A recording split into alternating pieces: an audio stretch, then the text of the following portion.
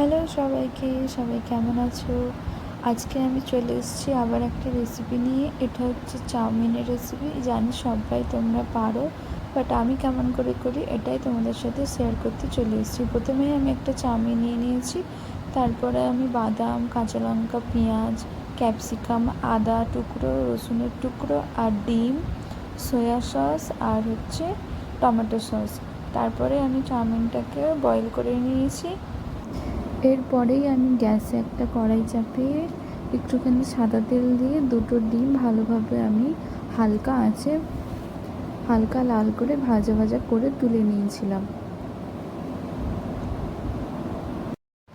তারপরে কড়াইয়ে অল্প সাদা তেল দিয়ে এর মধ্যে আদা কুচি আর রসুন কুচি দিয়ে দিলাম। এটা হালকা আঁচে লাল লাল করে ভাজার পর আমি 5টা কাঁচা লঙ্কা ব্যবহার করেছিলাম। তোমরা নিজেদের স্বাদ অনুসারে কাঁচা লঙ্কা ব্যবহার করবে। কাঁচা লঙ্কাটা এর মধ্যে দিয়ে দেবেন আর এটাকেও হালকা আঁচে লাল লাল করে ভাজতে হবে। হালকা লাল লাল হয়ে এলে এর মধ্যে কেটে রাখা পেঁয়াজ কুচি আর ক্যাপসিকাম কুচি দিয়ে দিতে হবে। আমি মোটামুটি 4টে ছোটো সাইজের পেঁয়াজ নিয়েছিলাম আর একটা বড় ক্যাপসিকাম নিয়েছিলাম। আমার কাছে আর কিছু ছিল না। স্বাদ অনুসারে 1 চা চামচ লবণ আর হাফ চা চামচ গোলমরিচ দিয়েছি। তারপরে আমি 4 চামচ মতো টমেটো সস দিয়েছিলাম আর তারপরেই আমি হাফ চা চামচ মতো সয়া সস দিয়েছি।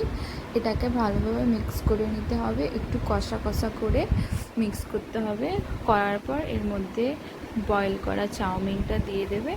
তারপরে ভালোভাবে এটাকেও মিক্স করতে হবে, অনেকক্ষণ মিক্স করতে হবে। করার পর এর মধ্যে দুটো ডিম ভেজে রাখা ওইটা দিয়ে দিতে হবে আর যে বাদামগুলো আমরা রেখেছিলাম ওই বাদামগুলো ওপর থেকে দিয়ে দিতে হবে।